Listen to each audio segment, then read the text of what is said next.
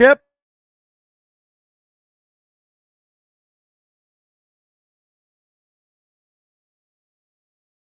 Our microphones are not muted. That's weird. Well, That's stop right. saying things. Hey guys! Well, there used to be cool music, but I got a copyright strike for copyright-free you music. don't hear us So talking? here we go. Hello? Just imagine there's a cool metal song like 5, 4, 3, 2, 1. Oh my God. You're welcome. I completely forgot about that shit. Did you really? I Oh completely my God. Oh my God. That was so good. I like that there's like 7 seconds of silence too, because I had to cut off the brief intro where Stan was like mid-sentence when I clicked it. Oh But my God. I think that's the best stream intro ever, boys. Oh, I mean, I definitely dig the music section. Oh yeah. Like maybe I that's just clip fantastic. that and loop it. You know, so Yeah. I don't know. I want to try and find somebody to do an acapella intro for my channel. But Oh, I that'd be don't know. good. That'd be fun. Got to figure out what's going to happen there. So we'll see. Right. Hey John, hey Squirrel. Good So, evening. Since we're live, if anybody can sing acapella and wants to do an intro for cheap or free, hey. Yeah. So anyway, happy Friday. Sing everyone. decently, or if they could sing super poorly and want to do it anyway. I mean, we basically did for mine. So, but happy Friday night. Welcome to Grognards Assemble. Today we are talking about our favorite adventures because, last week James and Stan talked about Shadowed Keep on the Borderlands for 40 minutes, and I thought that was pretty cool. 40 minutes? No. Minutes. It was like 10. Jesus. But it was funny. Just won't let it go. So Jesus, no, stay on topic. I thought it was a good thing. I learned a lot, and it was inspired by. I was like, oh, that makes it really easy to figure out what the heck we're going to talk about next week. Because I got to say that I am glad that I did not buy Shadowed Keep on the Borderlands in hardcover, not hardcover, but an actual hard copy of it. Yeah, because they're changing all the. They're actually putting real covers on the on the books now. So. Really? They're not just black books with the red font. They're going to have, like, they started redoing them and reissuing them. And yeah, they have like different art on them and all that. So we saw that for the main 3. Like, did they also announce that they're doing that? They'll do the rest of them. That means they're going to do the rest of them. Just don't ruin my hopes and dreams here. All right. Well, Robert Stanton, how's it going? Hi. Brian, hi. Technobabble, BD Squirrel, John Collins. Jimmy-san. People. How's it going, everybody? So, all right. Well, I know we didn't really have a lot of criteria for this, and we are hoping to have a 4th join us. It'll depend on if his family abandons his home within a reasonable amount of time. But on account he lives in the South, it's unlikely. Or Stan, is that how if family you're out works? there. Yeah. Stan, if you're out there, Stan, get your phone out because we know you'll try your computer and it won't work. Massive shout out to NPCs for Hire Ed. He drew an awesome picture for my Monday night game of the boys killing a chimera, and it was awesome. Oh, cool. Yeah. So that was pretty great. So anyway, let's start with James. James, give us. Why you gotta start with me? Because you're to my right. Because you're gonna pull your 3 things. And you're gonna blow your load in the first 5 minutes. Yeah. Let me see here. So might as well just get it over with. Yeah. Damn it. I was trying to. And he's gonna be all like, "Well, it's this one, and then this one, and then this one. I'm done." Well, which one are we gonna cover first? We just pick one. I have my own personal order for how I'm going to present them. I mean, all-time favorite. It's entirely up to you. You can do all-time favorite. You can I would start from the bottom, but you can start from the bottom, work your way up. Boy. What would be the bottom? Oh my God. That's up to you. That you should select something. Hey Hunter, how's it going, buddy? Oh my God. Hey, no one of consequence. I'll talk to chat while James figures his shit out. Chance, how's it going, buddy? Hey! Against the cult of the reptile god. Let me make you big. There you go. So wow. You can see that. You started with the ends, huh? I really thought he was going to start with A1. It's over there. That's right. And just go through the line. I Yeah. also love Against Just the go Cult through of the the line, Reptile yeah. God. Really, yours too? Well, it was one of the ones I grabbed. We played it a lot as kids, but you tell yours. You go. I've ran it. I don't know. I probably ran that one, the Against the Cult of the Reptile Gods, more than I have any other adventure in the 49 years that I've played. Really? Yeah. Even more Oh, wow. than Xenopus? I think I've run Xenopus. Xenopus. Dan. Yeah, number 2. Actually, yeah. I don't know.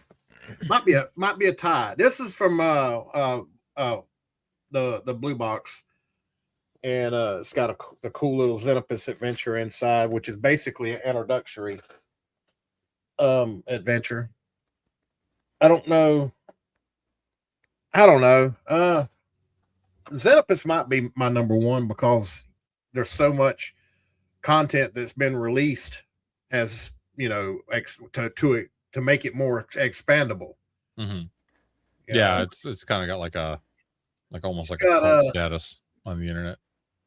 I mean that the original OG is like one level, and then but you showed us Against the Cult of the Reptile God. So what do you like about Against the Cult of the Reptile God?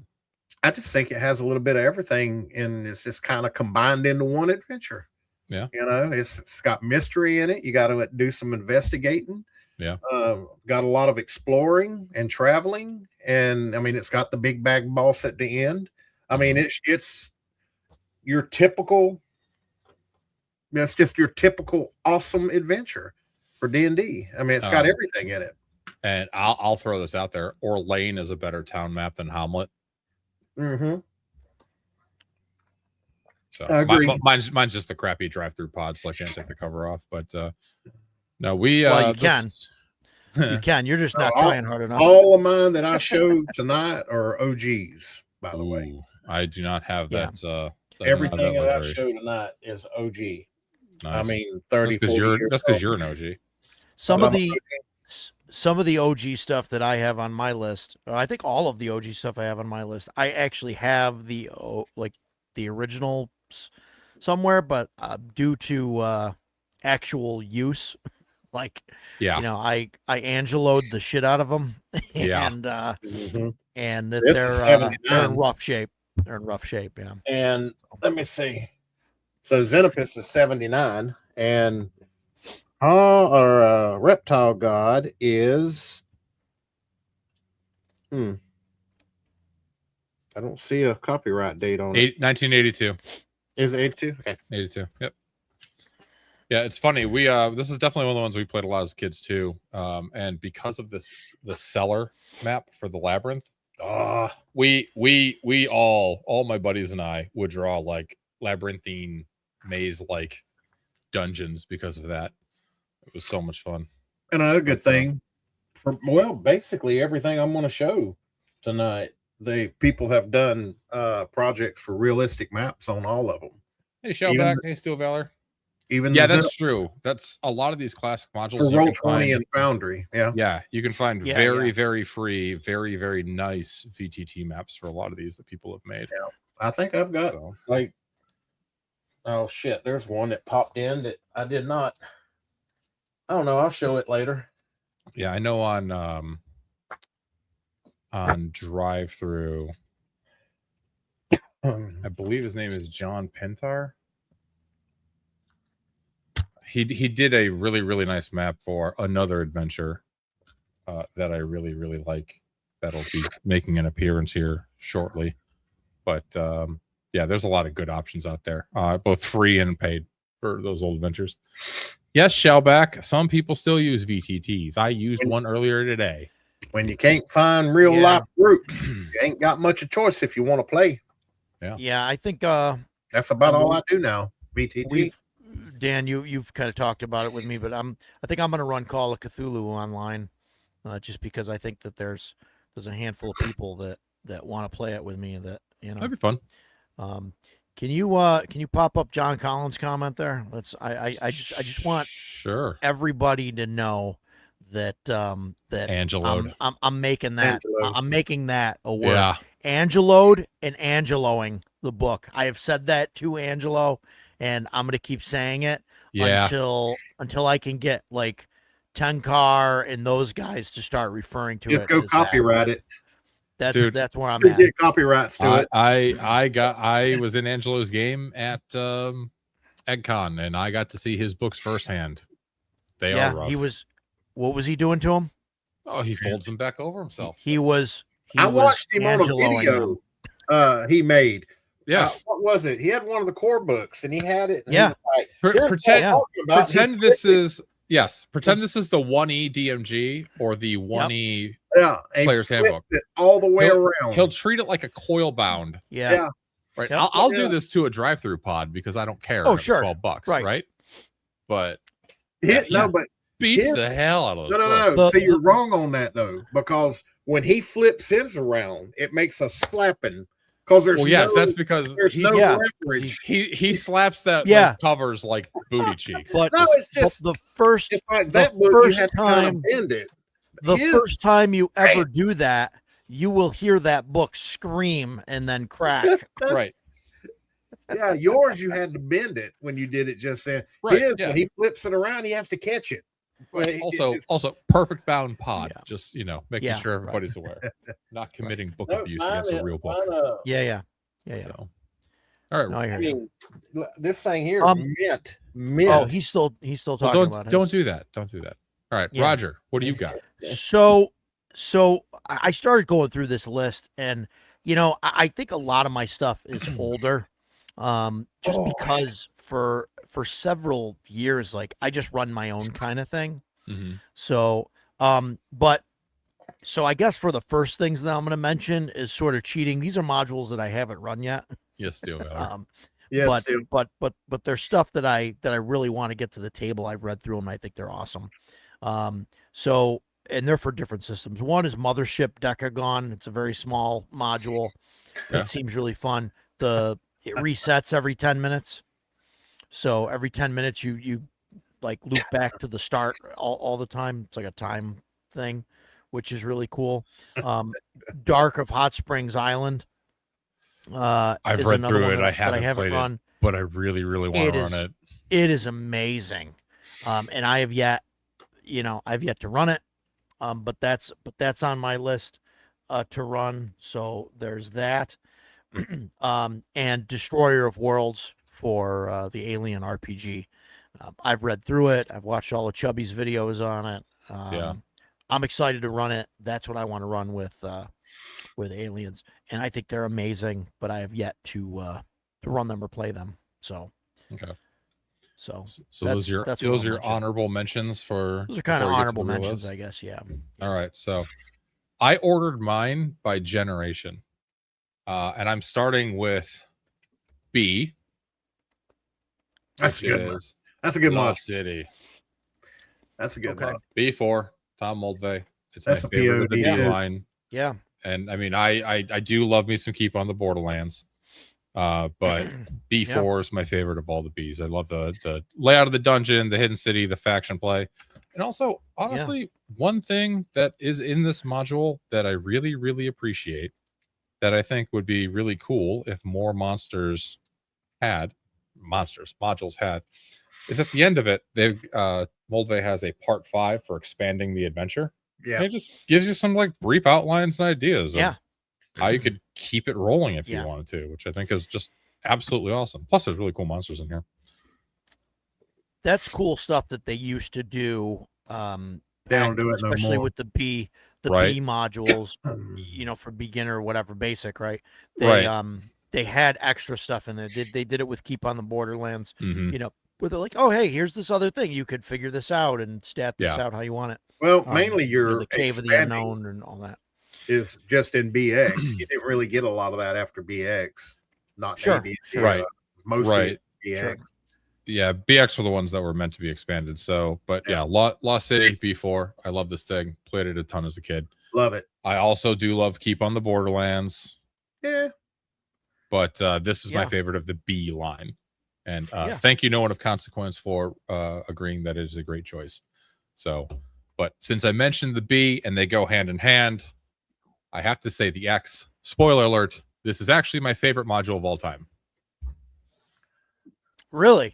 Yep. Yeah, it's up there on the shelf. Castle Okay. Amber. I almost pulled that down today, but I knew you was going to have it. This is absolutely, without a doubt, my favorite module of all time. I love played that. it so much. I have run this so many times. You can do so many cool things with this module. There's, for those that don't know, high level, the party gets trapped in this mansion that's surrounded by mists that they can't escape, and there's a whole bunch of Amber family members going on in this weird, crazy mansion, and they all have different alignments because they're all insane. But like, you can like, one of the things I do when I run it, just when I run it is I'll take all the Ambers and I'll roll like 2 or 3 times on like a random D100 madness table.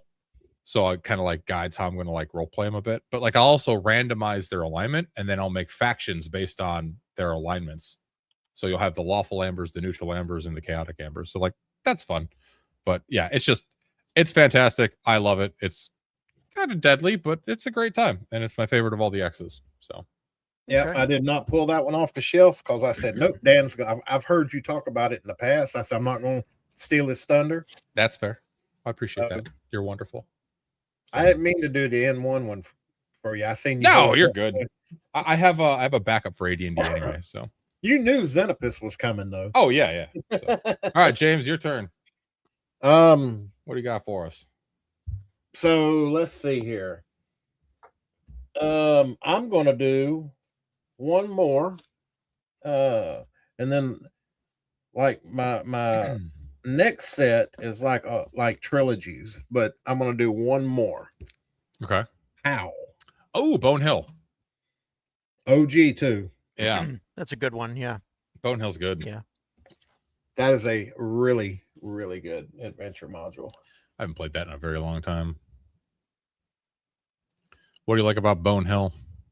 I just think it's basically like N1. It's just a well-rounded adventure.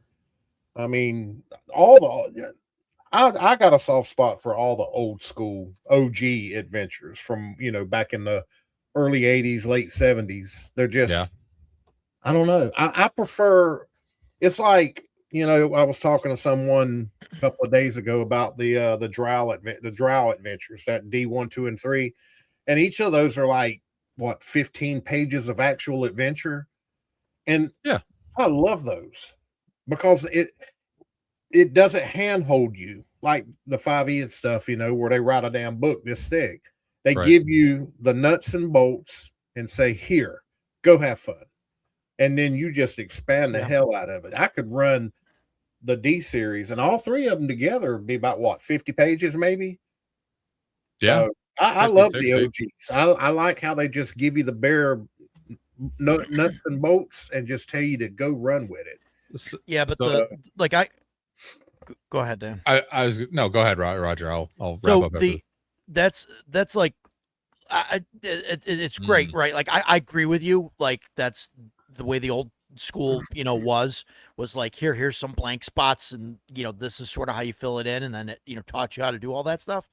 But nowadays, I couldn't imagine seeing somebody come into the game and like buying one of those modules, like if it was copied for 5e, and looking at it, they would complain so much that the designers, they didn't bother to finish this. They expect me to do all their work. Why did I pay $30 for this thing? And it's not even finished? So like, I mean, I get what you're saying, and I like agree with you, but also I can see why now, like every single thing has to be accounted for, and they have to have all these details about every little thing because this goes back somebody to will bitch and say, "Oh, this isn't in there."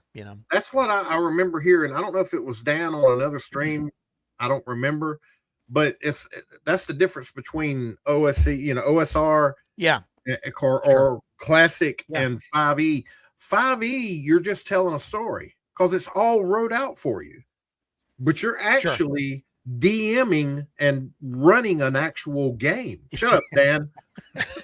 But I mean, that's what I like. Yeah. That's what, to me, that's Dungeons and Dragons. Because if you're a DM and you don't have the imagination to expand on 15 pages, you don't need to be running games. or you need to run more until you or kind run of more and get learn. better. But Well, you and know, that's the thing, right? Yeah, yeah. Because the And, first time you run no it, one, no one just yeah. knows how to do it right away. Like the first time, when I was a kid, when I ran like this, no. I was reading from the book like this at the table, right? Like not even, but it definitely takes a lot of practice and skill to learn how to, kind of like Now, read this and use it as a guideline and inspiration and expand on it from there. but now So- you can run that module, and you really don't even need the module. That's true. Yeah, pretty Same much. with, same with Castle Amber. Like this one, I basically Wow. got the map memorized. I could like completely do Theater of the Mind for this pretty much entire castle without looking at the book. I've run it so many times. That's why I am with Xenopus. I mean, Yeah. I know that I know Xenopus more than I do N1, and Yeah. I've run N1 more. That's when you connect so deeply with a style of play. Mhm. It's hard to explain that, but I mean, y'all know what I'm talking about, and a Yeah. lot of people in chat know what I'm talking about. So, Yeah. Speaking of chat, Hunter has a question. What are the requirements one must meet to be considered a Grognard? And Well- I would throw out there it's 2026. You can do what you want, but identify. You have to be French. See. And Wait, no, we. something We. else. They're both romantic languages. It doesn't What matter. would be the actual answer to that? I don't know. It can't be aged because I'm 41. I'll be 42 in a week and a half. Been playing since the TSR days, maybe? I mean, but what if you're new, but you maybe are so inspired by old games you make an OD&D clone that's cool? So the historical term, right, is it's French for like old soldier, like a veteran, Napoleon soldier veterans or whatever they used to call them that. Yeah. But what it's turned into is like a complainer, basically, someone that complains about stuff. And it was sort of used. No, I mean that's what it was used as like a derogatory type of thing. We reclaimed it. Most people didn't care, and we're like, taking yeah, it back. Okay, I'll complain about your shit, So we do complain a lot. So yeah, so I guess all's you have to so my definition, right, or my kind of only requirement is that you got to complain about the new stuff and yell at the moon and Sam Fun the old days. B10 is the best module. Night's Dark Terror is also excellent. That's on my short list. I think my favorite B is B1. Yeah, Into the Unknown. So yeah, I disagree with you hard, but yeah, I get it. I get it. It's a great starter. It's a great starter adventure. I've never ran that, by the way. I've never ran that module. Have you played in it? No. Then how do you like it? Have you ever read it? I've read it cover to cover a couple of times. I love that module. I've never gotten around to running it. Tora would like everyone to know that I am lame. Thank you, Tora. He is lame. Yeah. He's a big poo-poo head. Oh, thanks, buddy. No one of consequence says that you're a Grognard associate. No, right. B1 is into the unknown. Isle of Dread is for expert. Isle of Dread is excellent. Yeah. So are we over? Go, Roger. Yeah. So I was going to bring these up later because they're like higher on my list, but since you, Dan, brought up what's Castle Amber? X2? X2 and B4. I'm going to bring up the better versions of those, which is obviously X1 is the superior. No, I mean, look, I like X1. I got, that came in the expert set. That was when I got the expert set finally, that was the module that was in there. And I mean, I don't know, for me, right? Young kid me, I mean, and adult me, I'm, an island, pirates, dinosaurs, hidden treasures. I mean, so I like X1. So X1 made my list. Castle Amber is pretty good. I didn't want to just dump all the old modules on the list. Yeah, that's fair. In search of the of the X modules, I really like Isle of Dread. Yeah. the B modules for me is Keep on the Borderlands. That was the first thing that I played right when I got my set. The Moldvay basic set is what got me into role playing. Mhm. So, I don't know. And I've ran a ton of different versions of Keep on the Borderlands. Everybody's made it. It's been remade. Just we wait, ain't- Jimmy-san. That's good. We Yeah. ain't done We're yet. trying. We ain't yeah, I done. mean, Keep on the Borderlands. I love it. I think it's a great introductory module. There's hex crawling. There's different caves. There's sort of like factioning going on at a very low level. We've got the 2 orc tribes that are kind of, against each other, and so but it's not like too much to keep track of. It's not like, oh, here's 30 different factions going on, and I really like B2. So I've run it a bunch of different ways. I've ran, the original. I've ran a bunch of different remakes and everything. So yeah, Sinister Secret of Salt Marsh. Yeah, Salt Marsh is good too. I think that one's I harder like to that run one a lot. I think there's more stuff going on in there. But yeah. So I mean, so I prefer, B2 over the other other Bs. But so my is. favorite. Yes, Edgelord, it's working. yeah, he was trying to talk to Shadow earlier on Shadow's stream, I guess, and it wasn't working, and he had to relay information to Shadow through Jeff. So oh god, that was probably a bad afternoon. That was rough. So my favorite AD&D module, if you discount N1, is White Plume Mountain. Okay, yeah. I love this module. This was one that my buddies and I, when we were kids, we all had our own little worlds, and every single one of us had White Plume Mountain on our map because we all wanted Wave, Whelm, and Black Razor, right? Plus, it's just a cool, ridiculous funhouse dungeon with a ton of different monsters and interesting rooms and traps in it. It's great. It's like 25 pages of awesome. Not even. Yeah. Oh, geez. Yeah. It's like 10. Oh, whoops. Hey, YouTube. Whoop, demonetization coming. Okay, not monetized. Don't care. Oh, that's right. But, yeah, White Plume Mountain's pretty great. So highly recommend that if you're looking for a 1E module to play. It's a absolute ton of fun. So it is such a goofball adventure. I agree. Yeah. All right, we got some love for White Plume in here. The headlights, White Plume. Edgelord, that's good, yeah. Buster, yeah. See, I'm a good picker of things. Yeah, the people love my picks. I'm a man of the people. Yeah, until they hear mine, and then they just realize that. Shut up, Roger. All right, James, what do you got for us, buddy? All right. Well, if he is, I'm so happy because I'm in his Friday night game. Cool. Yeah, it's awesome. I should have put them in order. Yeah, probably should. So here you go, Roger. There you go. The A's. Wow. There you go. Yeah, the A's. He's got A1 through 4 for those the slave. No, those slave are good. Those are good. I know I was breaking your balls about it.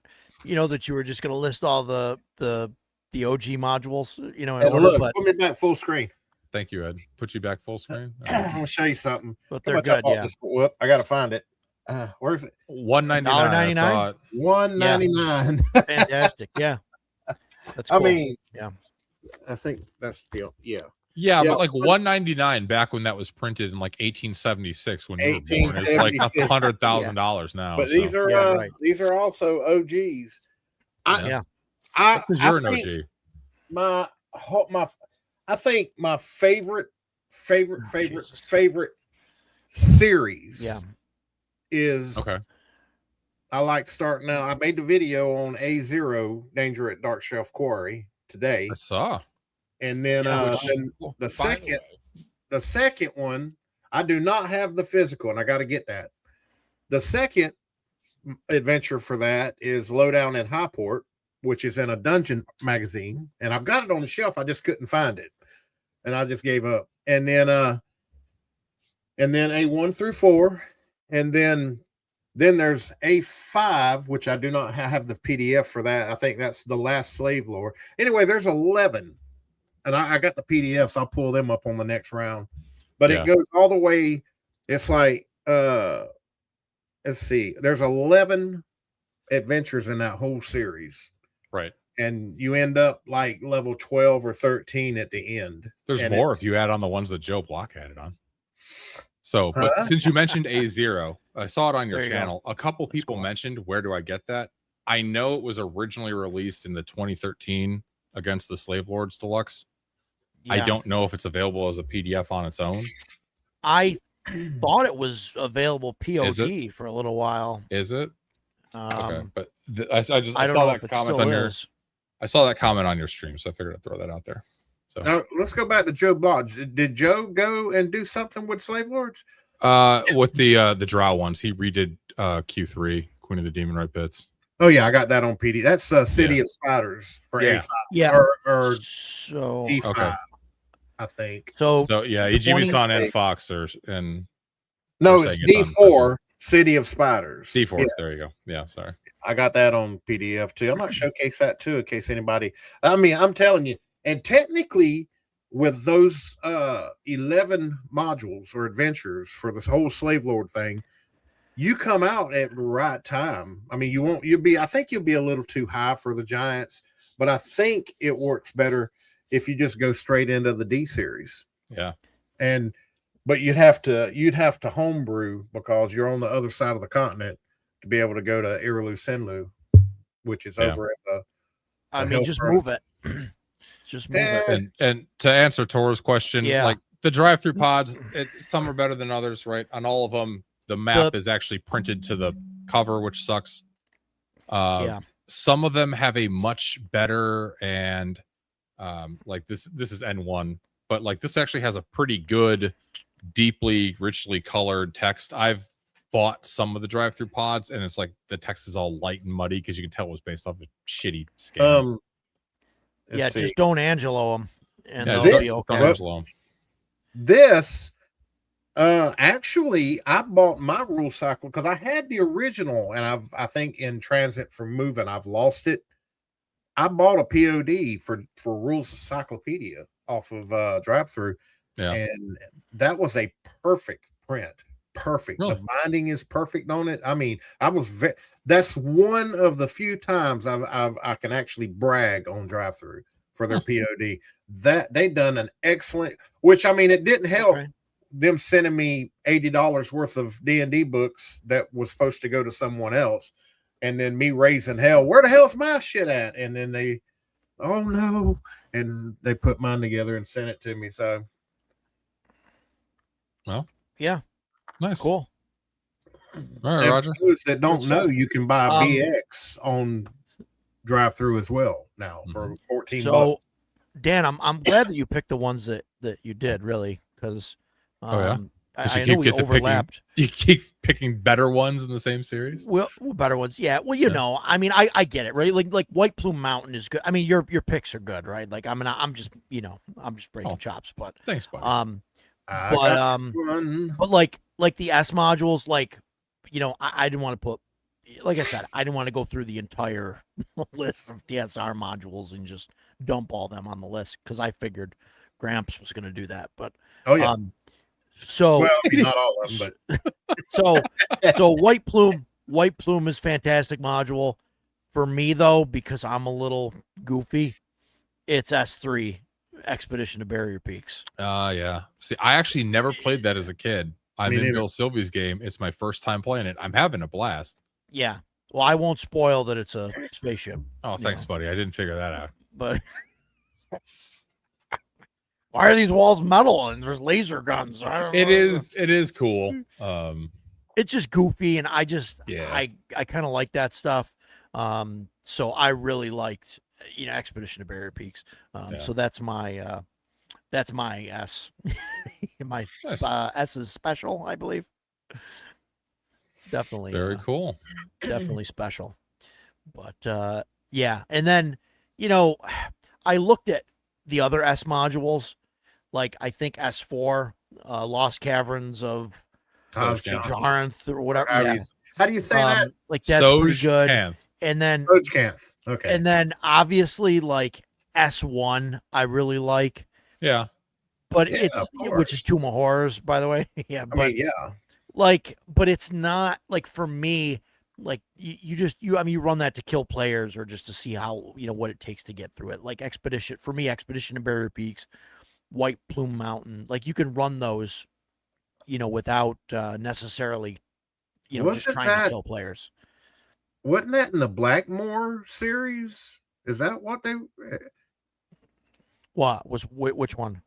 the post that I just put up? I forget what I know what he's talking AD&D about. adventure set in the desert with a sea of black glass. That's Dark Maybe I'm Sun, thinking- isn't it? What? That's Dark Sun. No. What do you mean? Black glass is what? The land of black ice. That's what I was thinking in Blackmore. Okay, Land of Black Ice. Okay. Okay. That's Is what it I'm the, thinking about. Yes. Yeah, Okay. I'm not familiar Because with the that one. land of black ice is in the Blackmore in Greyhawk. I don't know if it's in the OG Blackmore. But that's what I was thinking with the black ice. I might be wrong. Yeah, I guess it's not Black Ice, right? In Dark Sun, it's just the. It's the Yeah, it's the silt, North silt Great. sea. It's Yeah. like silt or the silt Yeah. sea. Yeah, that's right. It's above Io's and the Yeah. the wolf and tiger nomads and up there with the Yeah. egg of coot. All right. All right. So my favorite 2E module. This one's gonna be weird. Oh, I'm gonna have to get mine. I bet. It's gonna be weird. Whoop It's it out, kind of- big boy. It's kind of a module. It's kind of a setting. It is the Council of Worms box I set. thought you was gonna pull Okay. mine out. Yeah, I got. 2E. Ain't that a box set? It is a box set, but there are adventures in book 3 of the box set. And I remember this one very fondly because when it came out, my buddies and I basically spent an entire summer being dragons and, for lack of a better term, doing cool dragon shit. And like every week we would go on an adventure and then we'd go to dragon sleep and wake up and be a stronger dragon next time. It was just a really, really fun summer. Like, killing some dwarves, killing some giants, eating some winter wolves, all sorts of cool stuff. So I don't know if I I'm have sure by today's standards, it's just kind of like, but it was a lot of fun. It has a very fond place in my heart. Council of Worms was awesome. So that'll probably be the first one. Everybody's like, oh, that'll sucked, but that's fine. Yeah, it's interesting, right? The way that the first modules and the early stuff that you played, like it really sticks with you. Yeah, that was Council of Worms was awesome. But if I had to pick a module from, can't do any of the Dragonlance ones because they all suck. So Yeah. probably Choo-choo. some of the Yeah. I played a lot of Dark Sun, but the Dark Sun we played was a lot of homebrew Dark Sun because the boxes were hard to find back in the day. Yeah. Yeah. So, all right, James, what do you got? Lost. Whoops. What are you doing? Oh boy. That's. I-5 Lost to Martek. I haven't played that one. I'm not sure. I don't know. It just made me think of Something made you think? Shh. Second edition, right? Yeah. Well, I mean, you can do whatever you want. You do whatever you Actually- want. I don't have any second edition modules on my list. Right. Yeah. Well, This is just how I chose to put my list together. You don't got to copy me. Well, hell, this ain't even second edition. I'm gonna have to go to digging. Oh, Well, Jesus. I will throw this up as an honorable box set mention. Night Below. Night That's a good Below. one. Okay. Yeah, Night Yeah. Below is a good one. I thought that was the second edition, but it's not. I mean, I mean, you could It's probably run it in AD&D. second edition. yeah. You know what? Yeah. I know a lot of the stuff kind of in the transition period, they just branded as Advanced Dungeons and Dragons because it worked for both. I mean, Yeah. I dug it Yeah. out thinking it was second edition. Well, okay. All right. Well, congratulations. Come back to me. All right, Roger, you Yeah. go. My last AD&D module and last official D&D thing that I put on my list is I6. I mean, who could forget about? I didn't grab I6? that because I figured one of you two would throw I6 on there. I Yeah. didn't forget about I6. I6 is the original Ravenloft, I6 is OG Ravenloft. Yeah. not Curse of Strahd. It's sort of like Curse of Strahd, only the important parts. Yeah. I mean, Curse of Strahd as it's made right now. pretty lame. There Yeah. we go. Can put us down there too. I mean, I ran it. I ran Curse of Strahd, heavily modified. Yeah. And I ran it in Hyperborea. Nice. So, which is the best game. But yeah, I mean, it's the same thing as the other early modules, right? It's like 30-ish pages of just pure awesome. Also, I remember seeing that isometric map and being like, "This." Oh is the my best thing ever. god! Yeah. That thing is just cool sick. Stuff. So It's cool stuff. And like, if you want to run that, everybody's done a map of it. There's new isometric maps. There's tons of maps out there for it. Top down isometric, free content, fully stuff, 3D rendered. There's all sorts of stuff for i6. Yeah, it's pretty sick. It's crazy. So, but yeah, that's like classic horror. I love what they did with the cards and all that, like in it. Like I don't know why they never carried that on. Like and used anything like that in any other modules. Hey, Mark the Shark, how you doing? So yearly i6 Ravenloft is my most run. That's cool. Do you run it in AD&D, Ed, or do you run it like with Shadow Dark? Or I know what's his face, Sly Flourish had a pretty popular video on how he runs it as a one shot in Shadow Dark for Halloween. Sly Flourish, but I don't like the way he does it. But I don't know what he said. But tell us how you real feel, James. He don't like white people. Okay, we're gonna stop that right there. So he publicly said it. So I'm planning on running i6. I think I'm gonna run it annually with Blacklight, which I think that would be cool. Shadow Dark with Edgelords agrees with you, you pantsless son of a bitch. Yeah. I mean, he said it. Where am I at here? Come back. You should turn your camera on. All right, we'll go back. He said that on stream. Okay, he actually publicly said that. Apparently everybody knows, and I just don't. But I don't watch the stuff, so I don't care. Anyway, moving on. Moving on. Yeah. James, which one were you grabbing with your no pants on? Which one is that? Haunted Halls of Evening Star. I have not played that. That is good. Outstanding.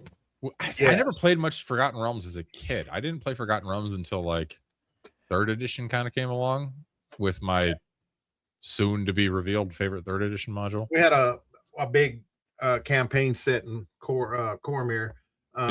Steve Bennett in Germany ran it. Oh, that was such a good. I had so much fun with that. Yes, sir. It is, Edge. Great module. I did not prep to find any 2nd edition stuff. There's another one, Border Patrol, and it's up there. I'm not going to go to digging. But it takes place in Furiandi and the world of Greyhawk. You probably don't know it because it's in Greyhawk. But I just looked at a very nice large Greyhawk map that last night because I was in Greg Gowron's game and he showed me his Greyhawk map and it's cool. Yeah. So that and I think it's called Puppets. I'm pretty sure that's the name of it. Those are 2 2nd edition. I absolutely adore them. Okay. So yeah, sorry I didn't dig much for 2nd edition. James, if this is just your favorite modules, man, I just choose to roughly organize them. Yeah. Don't worry. I will go back to BX. I'm basically that's fine. And I'm out of the mainline. I'm out of the mainline D&D now. I mean, I got like 3 left on my list. Yeah. Oh, I got a few more. So I got you. I'll throw on a very, very recent one that I like a whole lot. I have read through it. I've started to run it. My players died like cowards and then ran. And I was in it at EggCon. And it is Greg Gowron's Lost Tomb of Casca and Dying. I just bought that. Okay. Really? This is in my opinion 2 days ago I bought that. So it's for Osric. Ain't that that's a sequel or is that the first one in a series? This is his first one. He just kickstarted it earlier this year. What was the second one? The second one, the Kickstarter is going live in a week. Okay. So he hadn't done the Kickstarter. Okay. Right. And he's working on the 3rd one. But full disclosure, Greg's a great dude. He lives like an hour south of me and I'm in his game, but The way he built this module, it's built as an adventure site, and it's built as like a one-shot or a tournament module. So you're meant to get through it in about 3.5, 4 hours. And I absolutely love stuff like that because you can insert it into whatever you want. And it's just, it's like a, I don't know, 15 to 20 room dungeon, probably. Let me count.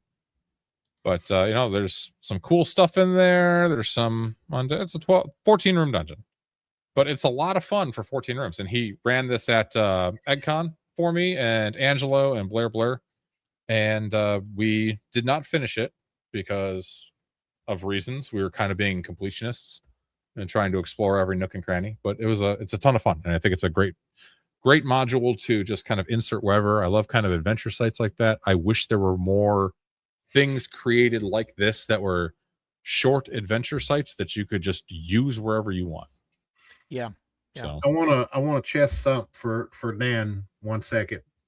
So all three of us are live streaming from our own channels. Okay. Dan, aka the smallest channel of all, has more viewers than either me or Roger.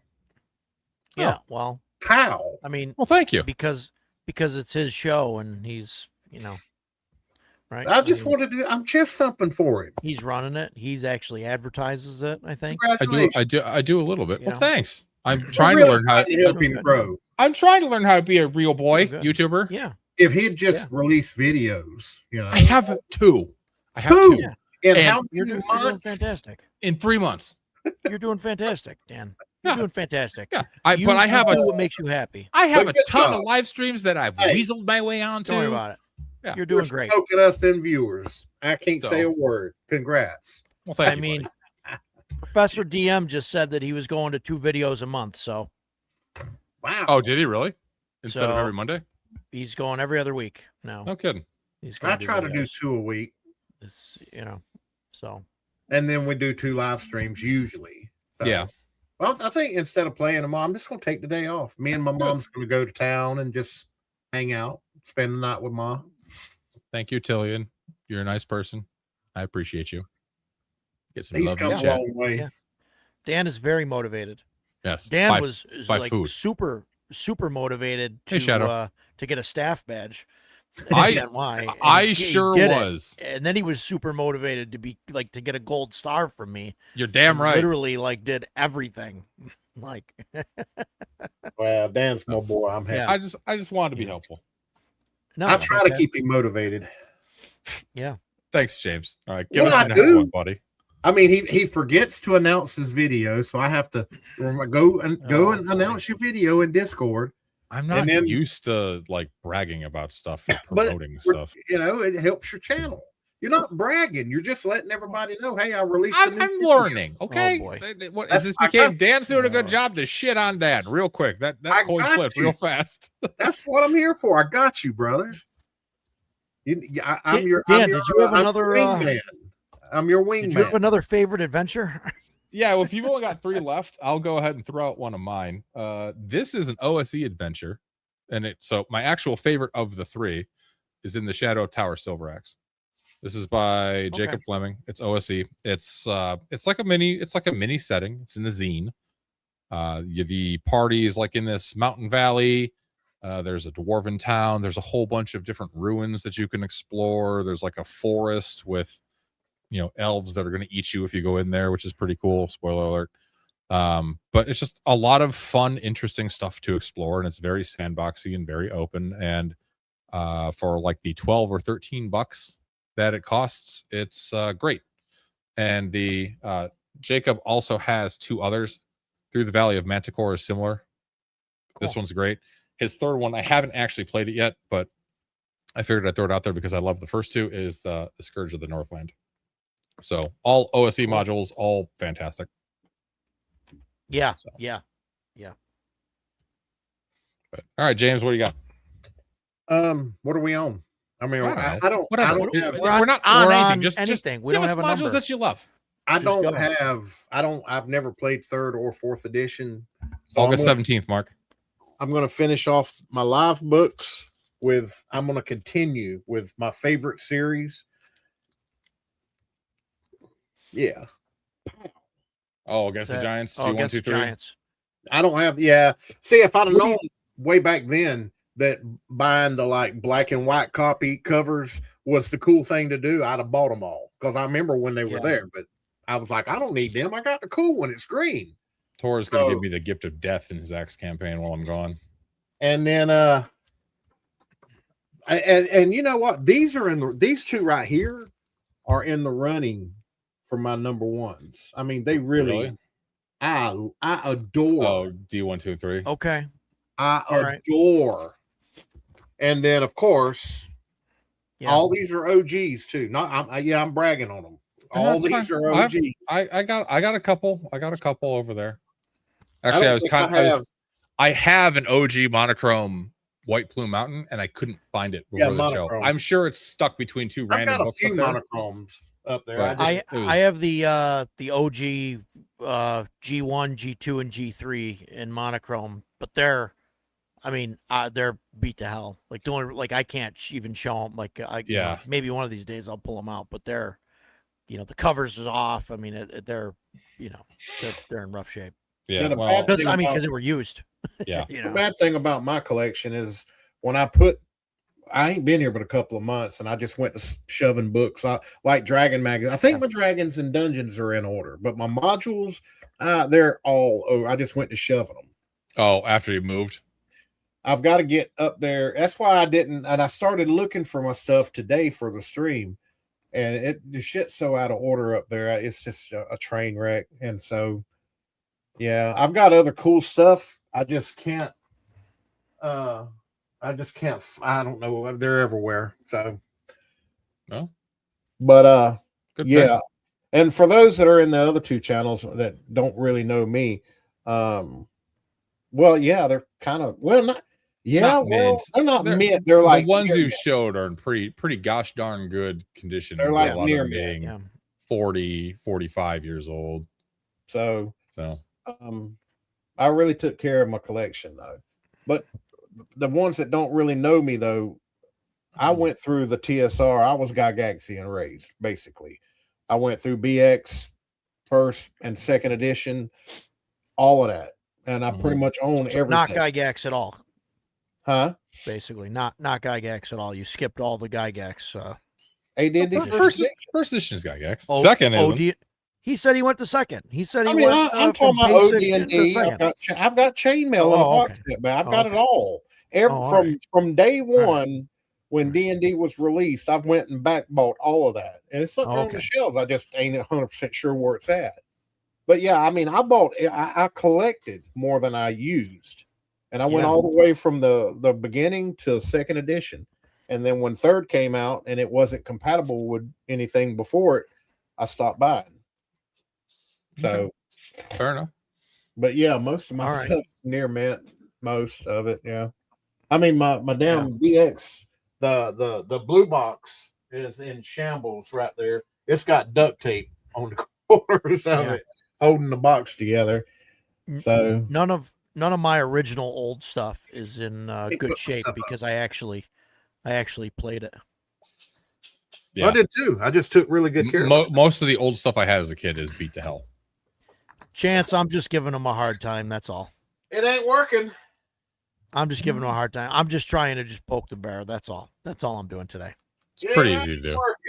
That's why he didn't fill up his slate with modules, so he could just beat up on James. So what do you got next, Roger? So I went back and forth on so Greg Gillespie makes a ton of makes what 4 now. Okay. He's got big like mega dungeons, and there's 2 of them that I really like. Only one of which I've partially ran. You know what? And that's Barrel Maze. Okay. Barrel Maze, but I like Barrel Maze and I really like Dwaro Deep. So those 2, but Barrel Maze is, the one that I've ran pieces of. So I can say that I've ran some of it. I think it's just awesome. It's great having and Barrel Maze is like it's not really a mega. I mean, there's parts of it that are big dungeons and stuff, but like there's a lot of barrows that are just kind of scattered around, and some of them have been broken into, some of them haven't. Some of them have like more than a couple rooms. Some of them just have one room. I think I don't think you see that a lot. And like if somebody puts out a mega dungeon, it's generally here's a 45 level dungeon, and not, kind of a bunch of smaller things with like a larger dungeon, as like the capstone or whatever. So, Okay. so that's what I got. Barrel mace. All right. Well, I've got one more OSE one. So I just kind of grabbed this because I have played it and I have run it, and I think it's a ton of fun. It's Halls of the Blood King. Really good module. Yeah, this is Yeah. It's kind of like an OSE version of like I6. You're in a vampire castle. There's a bunch of cool stuff going on, but it's just a lot of the OSE small book modules are very good. Hole in the Oak is another one that I really like. I think it's a great introductory adventure. Hole in the Oak is so good. Agree. I was kind of bouncing back and forth between this and Hole in the Oak. I will say I have not played them all because there's a lot of them. But I'd have to put Hole in the Oak before that one. Yeah, really? Yeah. I was really, really close on both of them, but I was like, you know what? I'm not going to grab I6, so I'll grab this kind of as like an homage. But yeah. I think it's cool. Great. Yeah. It's a fantastic adventure through. Okay, Brian Stevens says it's better than Ravenloft. And Tor says his list to run is longer than his available time or players. Yeah. Honestly, I don't know about that. So I've been Ravenloft is fire.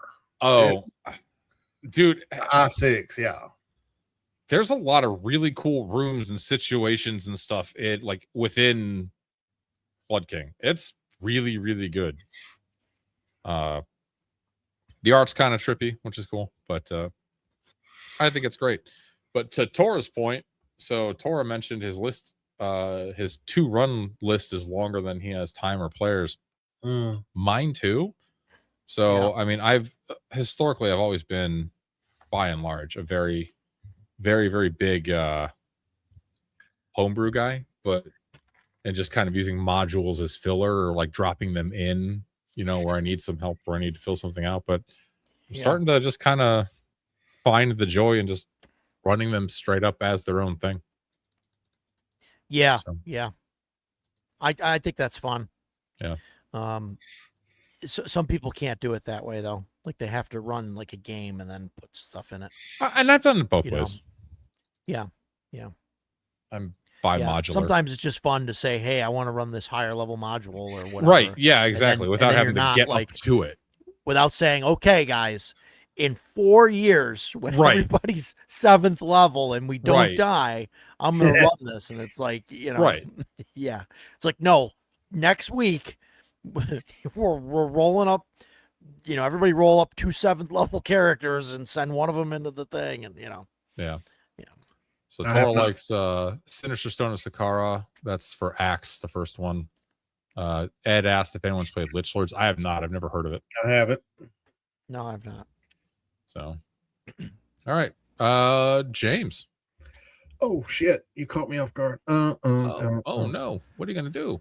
Oh, boy. Open a PDF? Get the next one. Oh, my God.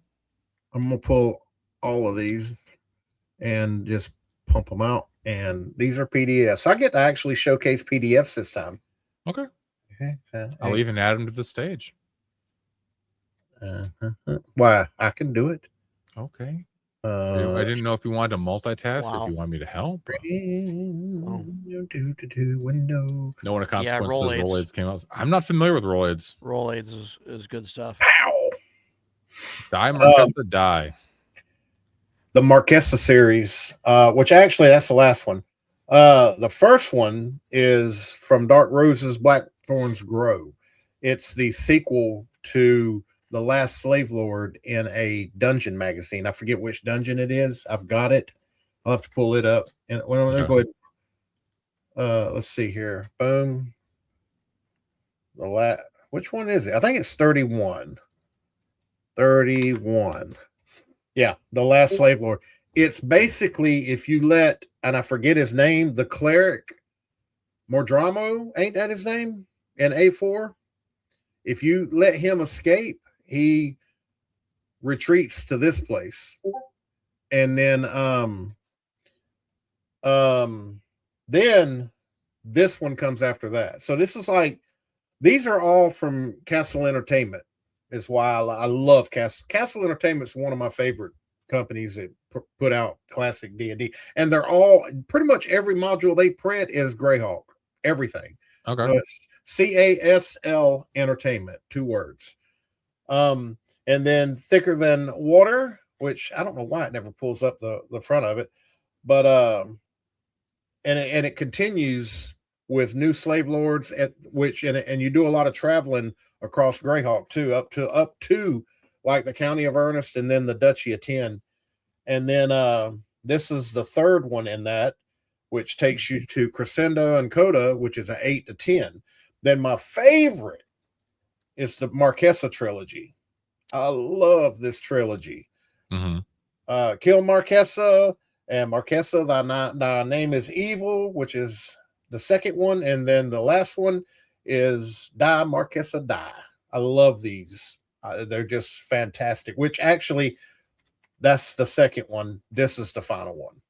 Okay. Excuse me. But yeah, I mean, I'm a huge Slave Lord fan. So, all right. Nice. Okay. But all of them, you can find all of these. If you're a World of Greyhawk fan, you're not doing yourself justice. Go to CASL Space Entertainment and go to their. They got they got real books, paper books, and they got PDFs.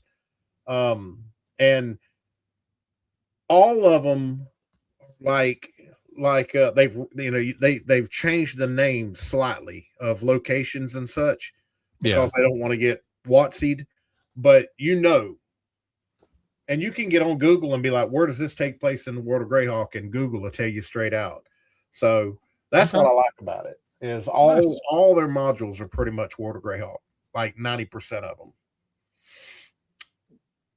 All right, Raj, knock yourself out there, big boy. I got 2 left. One of them is this was a free RPG day for DCC thing. It was the Madhouse Meat, and I don't know. I don't think they sell it separate. I think you can get it in like the 2016 free RPG day thing. It might be in a in like a Gen Con or one of those books or something that they put out. It's just a fun small module. I think it's tied to Lankmar. I'm not sure 100%, but it's just I've run a bunch of times at some conventions and game stores and stuff, and it's just a fun little adventure. I don't know. I just really enjoy it for some reason.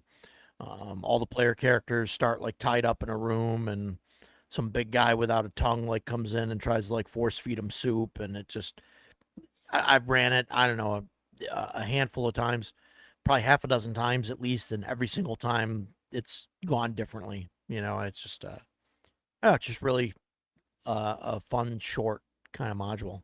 Okay. Yeah, it seems to be kind of a theme. We all seem to enjoy a lot of the shorter modules. Yeah. Which, I mean, I do have one that is not short on my list. Technically 2. But all right, I will go ahead and throw out. It's another OSC, but one of the things about OSC is you can use it in whatever you want. So this one's actually Wyvern Songs. This is by Brad Kerr. It's an anthology of module or of adventures in here. But my favorite one is actually the first. The first one of the book. It's called The Sinister Secret of Peacock Point. It's a really fun adventure site dungeon crawl for first level characters with some interesting things going on in it, and you can pretty much put it wherever you want. The other ones are interesting, but that's my first one. So without spoiling everything, you're in like a pirate hideout, kind of exploring it, looking for treasure, and trying to do some things that you were hired to do, and there's some less than savory things going on there that can eat you. So, but it's a lot of fun. I enjoy killing low level OSE characters with that one. So Nice. hi, Angelo. Guess what you're doing? Folding a book over backwards because I posted on your Discord about Angeloing. Yeah. We were talking Angeloing, about you at the beginning of the stream. I know. I sent him a screenshot. Are you Angeloing books? Angeloing books. Oh my god. All right, James, what do you got next? Wasn't you talking earlier about Council of Worms? Yes, I was. Okay, yes. I just happened to notice it was on my side shelf. And I had my box long ago disintegrated from teenage abuse, preteen abuse. I mean, teenage. It's got a map. Yes, it has a beautiful map. Don't break it. You're not respecting that. Send that to me. Huh. Yeah, you got the bee dragons. It was awesome. I don't remember that map. But anyway. Hi, Agile. How are you doing? So I do have a favorite in 5e. Two favorites. And it's Really? the Wow. only two favorites. It's all well, I mean, in 5e. Yeah, and I don't, for some reason, I don't have the first one. Lost Mine of Fandelver and Dragon of Icepire Peak. I love these two. Really? Wow. Those are the only ones that I like. Ran them? Yes. Several in 5e? times. No. In 5e? I've converted them to AD&D. Yeah, that's what I thought you were going to say. Yeah. Okay. That makes sense. Okay. Why would I want to run them in 5e? I don't. Well, I mean, because that's what they were written for. I just. So, you know, Angelo was in fact bending back his DMG, making those cover cheeks clap for all of us. I'm sure. Yep. Could hear it. Oh yeah. Yeah. So, but yeah, those are the only two that I like. So Robert Stanton did ask if they were going to reprint Scourge of the Northland. So a couple weeks ago on one of 10 Cars Thursday night hangouts, the people were talking about, like, someone was asking about starter OSE modules, and I mentioned Shadow Tower Silver Axe and then how much I loved it and how great it was, and then a few other folks mentioned it. So links got posted to Gelatinous Cubism. There were some 2 weeks ago. Now they're out. I don't know how many, but it was there 2 weeks ago. You would have to email them and ask if they're doing another printing of it. But the nice thing about it is if you get it from Gelatinous Cubism, they'll send you the maps and everything for it, which is pretty cool. So let's see. Angelo told you to fold the map over a couple times, gave me heartburn. Chance is pointing out that my box is destroyed. Stack all your hardback books on top of any box sets you have. Oof. Yeah. Oh boy. My Council of Worms didn't necessarily get stacked to death, but it did get just, preteen / teenage Dan not respecting your stuff abused. Yeah. And let's face it, mid 90s TSR, a lot of that stuff wasn't nearly as good as the older stuff in terms of quality. So, and like durability. All right, Roger. Oh, hi, it's me. So, I used to run a lot of DCC, Dungeon Crawl Classics. Okay. I guess not back in the day, right? But like, far enough back now, I guess. But and one of the modules that I really like is number 94, which is Neon Knights. Okay. And it's by Brendan LaSalle, who I think he's a fantastic DM and writer. I know some people disagree with me, and that's okay. But it's a great module. I mean, DCC is a little, gonzo anyway with stuff. But the module starts off where there are these things that are these like sort of undead things are going to attack the city. And they're like amassing outside. And your group gets called in to try and figure out what to do about it. And while this like commander of the guard or whatever is like trying to explain the situation and talk about it, at the same time in another dimension, it's actually on the purple planet, but I don't know if you know that. Spoilers. But there's a wizard that has a staff of summoning, and the players, like he casts that, and the players get summoned to him to like protect them as like summoned creatures or whatever. Mhm. And they're there for like a handful of rounds and then they get sent back.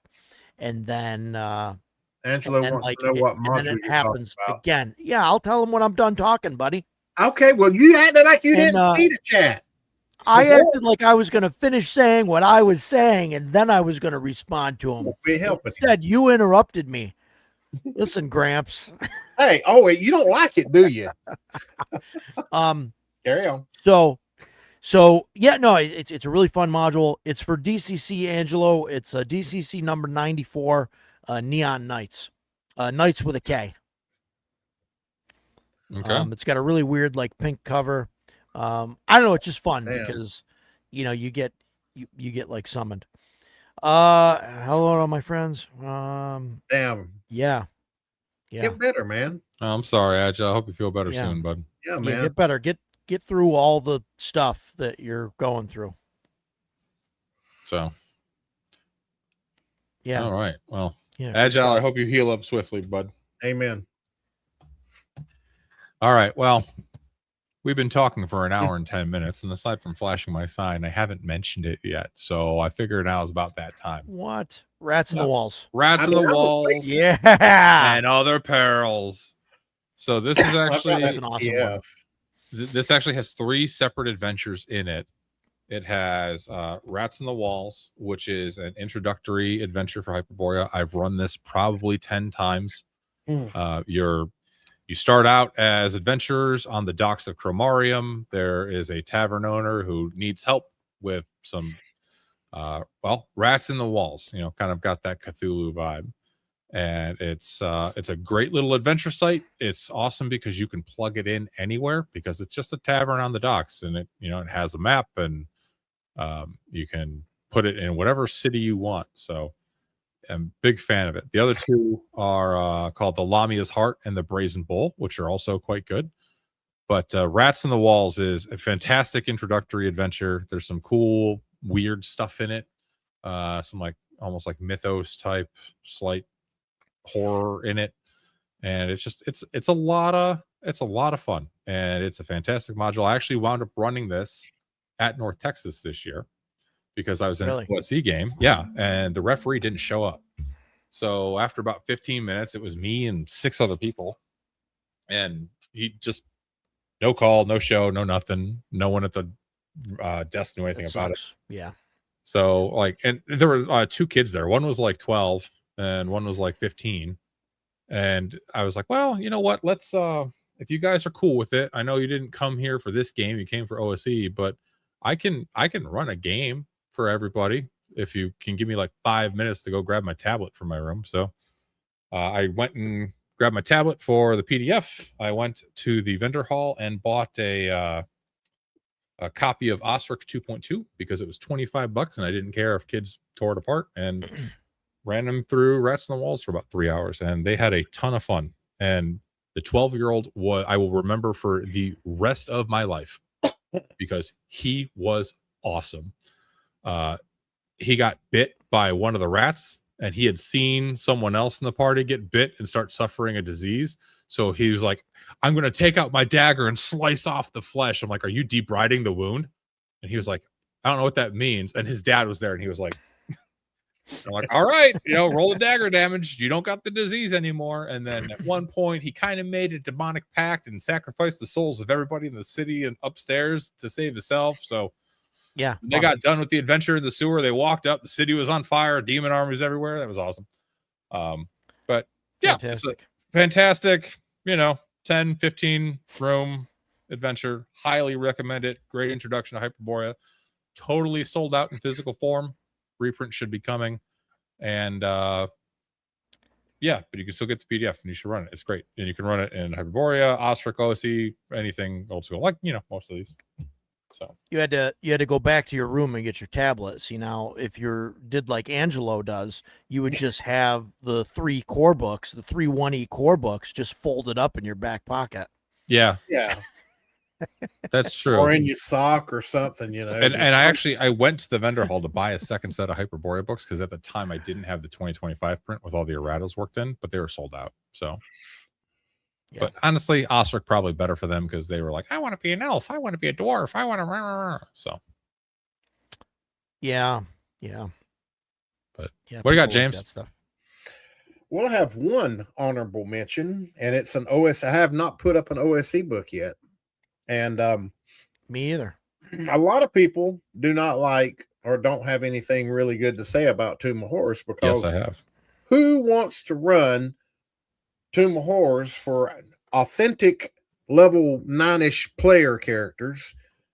And there is in OSC, there is a mini Tomb of Horror that was printed and released. Let me see if Really? I can. It is a level 3 to 5, and Okay. it should be. They should have named it Baby Tomb of Horrors. Wow. Let me see. Okay. Boom, boom, boom, boom. Baby Tomb of Horrors. The name of it is You Should Never Have Come Here. Okay, so that's a Tom Wilson. Oh, Tom Wilson. Okay. Yeah. All right. This right. I've run it one Sounds time, good. and they made it about well the last of them. There was a group of 5, and I run them through this, and they made it. I don't know. We played with they lived for about an hour, and we lost 2 right off the rip. I mean, once they got on in, and the other 3 were like, okay, let's just get out of here because they didn't want their characters to die, and they did not make it out. And there was a TPK with this. This is basically a mini Tomb of Horror, level 3 to 5. Okay. Fantastic adventure module. I can't say enough good things about it. So that's one honorable mention. We still got time, so I'll have to look up some more. Yeah, we still got Oh time. my God. I know. Whoops. That Oh ain't my it. goodness, James. What in the world are you breaking? I don't know your setup. There are Oh my 4 God. scenes. I know. What is this one? You got like that's 20. That's Oh, with, actually, Oh my God. that's with no comments. Just would you stop? Oh, Okay, boy. you are I did. So Angelo mentioned that I physically touched his books, and I did touch them lovingly. And I'm not gonna lie, when I picked up the player's handbook and just the cover came with my hand and all the pages were still on the table, I freaked out for a moment and thought I broke his book. But then I thought, and I was like, wait a minute, I've seen him abuse these things. I think that's just how they are. Yeah. So, Yeah, that's how they work. Yeah. all right. Do you have one, Crazy. Roger? Do you want me to go? Crazy. No, I'm out. I You're don't. out. I mean, I don't have 40 things. Well, I mean, this was like our favorite adventures, so I Okay. picked some that were good. I didn't pick like 85 different things. I tried to narrow it down, to a reasonable I wanted to number. fill 2 hours of our evening, which we don't have to. If we get done early, we can be done early. Yeah, no, I get. I mean, you want me to just start randomly pulling shit off my shelf? Like, Well, no. like So I Gramps is doing, I or actually what? have a I mean, question for you because when I was looking through this and I was initially started based on system, I couldn't decide Yeah. on my favorite Shadow Dark adventure. Do Wow. you have a favorite Shadow Dark adventure? Yeah, I like the yeah, the one with the Minotaur. Lost Idol of Scarlet Minotaur? Lost Idol of Scarlet Minotaur, I think is really good. I've ran that and it's really good. I also really like, although I have yet to use it, the Shucked Oyster. I have used Shucked Oyster. Shucked Oyster is a ton of fun. Yeah, yeah, it seems it. I used it as a they didn't really do the adventure part of it. So the reason I didn't include Shucked Oysters because to me it was kind of like like almost like a setting. I don't know. For some reason I tossed that off, but I probably shouldn't have because it is a lot of fun and it's very unique. And I think the Black Lodge guys did a great job on it. I'm just looking back at my Shadow Dark stuff. Right Tora doesn't like it apparently. But, Shucked Oyster is terrible. Honest. Full disclosure: Tora is I believe he play tested it, and he's also a mod on their Discord. So I think he's just being a shitlord. Scarlet Minotaur is goated. Fight me. I've run it 3 times. One time they didn't last very long because the Minotaur showed up about 12 minutes in. Dude, when I ran it, my play group, they found the main entrance and the upper entrance, and they dropped a rope which goes right into the Minotaur's lair. Yeah. They went through there 3 or 4 times. and it keeps increasing the chance that the Minotaur is going to go through. Yeah, so they just kept They going back and missed 'em. forth. They missed him every single time. Really? Every single time. The Minotaur never showed up in that room No until shit. like way later. I was like, oh my God, are you kidding me? Yeah. Yeah, I had I ran it one time, and the guys I ran for, they went in the main entrance, they turned right, met the Ettercap, didn't really go into the Ettercap area. He just kind of scampered off. They turned left and went, at that first T intersection, they went into the left room, ran into the Minotaur, and all fucking died. Oh my God. Like, no joke. This was at a game store. It was like 15 to 18 Crazy. minutes of a game. And I was like, well, we can make new characters and we can try again. And then like 2 of the guys were like, well, no, we always heard this game was really deadly, so we're not going to play it. But all right. Yeah. Well. Yeah. Yeah. Well, it scared a lot of people away. Yeah. So I think once I start running Call of Cthulhu, I think people will be happy to go back to old school D&D. Yeah. I don't know. We'll see. I have another Hyperborea. I have my favorite Hyperborea. Really? I've run it 7 times now. Man. Hyperborea. Wow. And each time it is amazing. And that is the anthropophagy of Zambala. So this is on that. Yeah, this is 7 times, huh? I have run this 7 different times. It's like a 60-page module.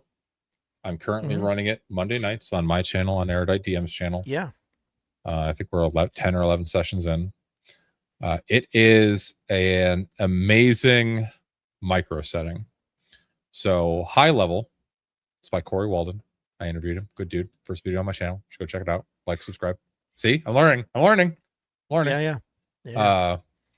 But the setting is, so it's based off of the Robert E. Howard story, The Shadows of Zambula, which, if you've read it, there's a desert city and there's a cannibal thing going on. So in this module, every night at 8 p.m., they ring the Eventide bell. All the people in the city go and hide for the evening because the city gets swarmed by cannibal slaves. And anyone who is stupid enough or foolish enough to be caught out tends to get devoured and eaten. And it's awesome. But the beautiful thing about this module that I love oh so much is that it gives you just enough information about the city. It gives you a little bit of like faction interactions. There's like 3, maybe 4 if you want to count the Satrap's forces and his guard, but they're kind of neutral. Factions that the players can get involved with and play around with and interact with. There's a small dungeon right outside of town, like an 8 or 9 or 10 room dungeon that's deadly as hell and will totally eat them if that's the first thing they do, which is great. There's some sites out in the desert. Like, I mean, this is the setting map, right here. It's click my thing. There we go. Like, Awesome. Zambala is there. There's some other sites. There's some stuff further out in the desert, but there's so much stuff they can do. And the reason I love it so much is every single time I've run it, it's been wildly different. I've had players that are like, oh, there's cannibals. We got to follow them out in the desert and, figure out what the hell's going on. So they kind of go for like the main bite right away. And there's a good sized dungeon out there for you to go dungeon crawling. Because it's a desert, there's tons of things that you can just drop in. Like, for instance, spoiler alert, this Lost Tomb of Cask Mod. There's a lot of undead stuff going on. So anything that's like either deserty or undeady just fits right in. It's an absolutely fantastic module. It is my favorite of all of the Hyperborea modules. I am a huge fan. It is wonderful. My wife is not wearing her Hyperborea shirt on my stream. Nope. Hi, Dan's wife. Roger says bye, Dan's wife. She says bye, Roger. She didn't say bye, James. Well, Angela agrees. That's a great Hyperborea mod. So it's pretty fantastic. It's my favorite one. And there's a lot of good Hyperborea modules. I'm not like besmirching the other ones, but that one I've gotten so much mileage out of for like, I don't know, the $18 it cost me.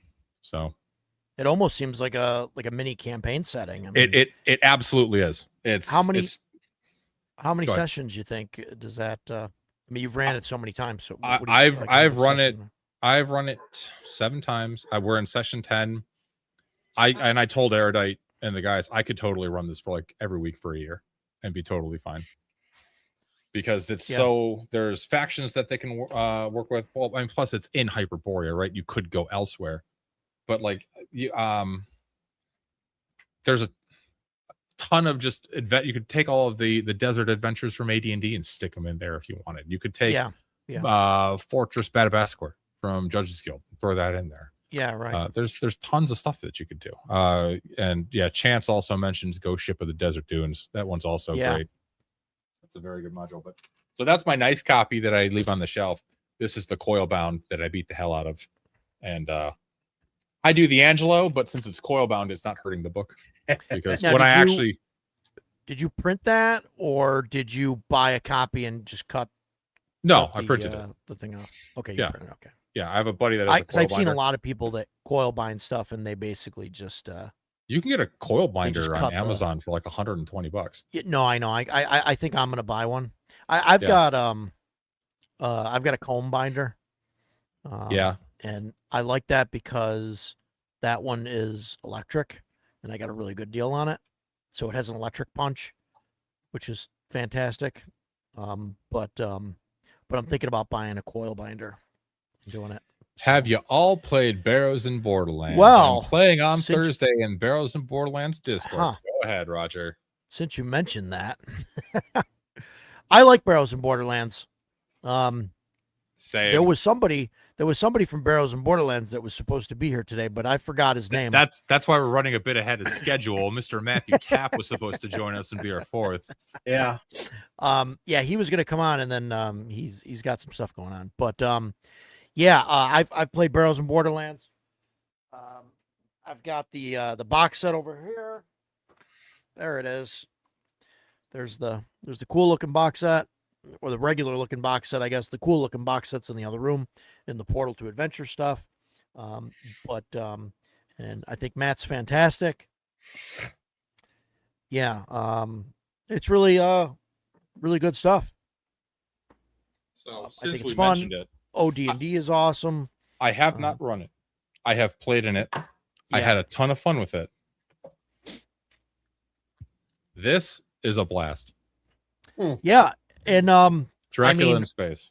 Dan and I pretty much, won that module in an hour and a half. They just played it on Fox's channel last week or yesterday, and they apparently won. I'm not sure if they escaped. I'm not sure if they killed Dracula. I haven't watched it yet, but they didn't win.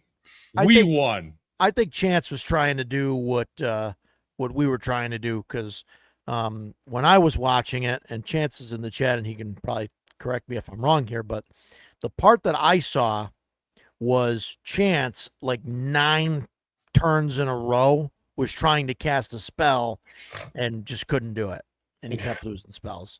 So I don't know what that was about, but well, he should have just cast Volcano, and then it would have been. He should have been. Yeah, he should have fine. Cast Volcano and rolled double 6s and been a absolute giga Chad. That was awesome. Like that dude at CNY. Awesome. So for those that was amazing. Don't Dan know. had a lightsaber, or a laser sword. So this was the aftermath. Oh yeah. of our game of Dracula in space at CNY.